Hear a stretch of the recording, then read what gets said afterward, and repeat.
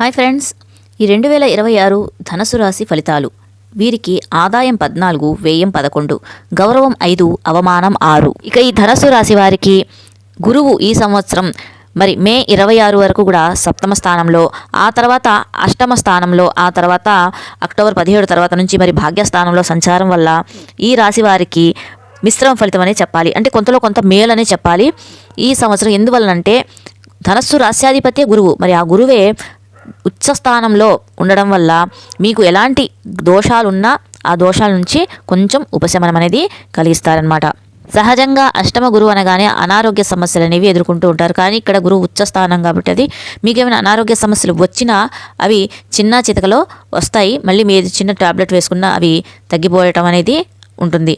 అలాగే ఈ సంవత్సరం అర్ధాష్టమ శని, అంటే శని 4వ ఇంట ఉండడం వల్ల మీరు ఏవైనా వస్తువులు కొనాలనుకున్నా లేదా స్థలాలు కానీ భూములు కానీ ఏమైనా కొనాలి అనుకున్నప్పుడు 1కి 10 సార్లు చూసుకోండి.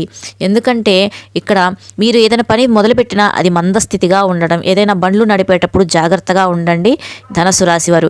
ఇక 3వ ఇంట రాహువు, ఈ రాహు 3వ ఇంట ఉండడం వల్ల మీకు బంధువులతో, తోబుట్టువులతో కానీ లేదా తోబుట్టు తరపు వాళ్ళ బంధువులతో కానీ మీకు చిన్న చిన్న మాట పట్టింపు వచ్చే అవకాశం అనేది ఉంది.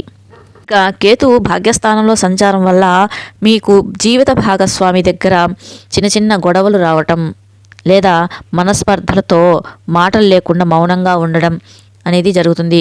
మీకు అందరూ గౌరవాన్ని ఇచ్చిన మీ మనసుకి ఏమనిపిస్తుందంటే వీళ్ళు నన్ను గౌరవించడం లేదు, నన్ను చిన్న చూపు చూస్తున్నారు అని మీలో ఒక భావన అనేది కలుగుతుందన్నమాట. ఇక వ్యాపారంలో భాగస్వాములతో మీరు జాగ్రత్తగా ఉండండి, లేకపోతే మోసపోయే అవకాశం అనేది ఉంది.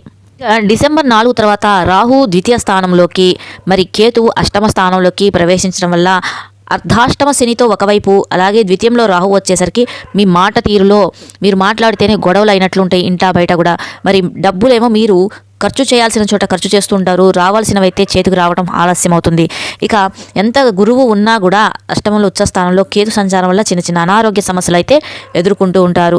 ఆ సమయంలో మీరు తప్పకుండా ఒకసారి మీ జన్మ జాతకాన్ని చూపించుకొని తగిన పరిహారాలు అనేవి చేయించుకోండి. ఒకసారైనా మీరు డిసెంబర్ తర్వాత రాహుకేతు పూజ శ్రీకాళహస్తిలో చేయించుకోవడం చాలా మంచిది. ఇక అర్ధాష్టమ శని వల్ల బాధపడుతున్న వాళ్ళు శనికి తగిన పరిహారాలు చేయించుకొని మంచి ఫలితాలని పొందండి. ఫ్రెండ్స్, ఇక్కడ నేను చెప్పిన ఈ ఫలితాలు కేవలం గోచారరీత్యా మాత్రమే. మీ జన్మ జాతకాన్ని చూపించుకొని ఎలాంటి గ్రహ దోషాలు ఉన్నాయి అనేది చూసి పరిహారాలు చేయించుకుంటే కొంతలో కొంత ఉపశమనం లభిస్తుంది, మీకు మంచి జరుగుతుంది. ఫ్రెండ్స్, ఈ వీడియోని మీ బంధువులకి, స్నేహితులకి తప్పకుండా షేర్ చేయండి. అలాగే మన ఛానల్ని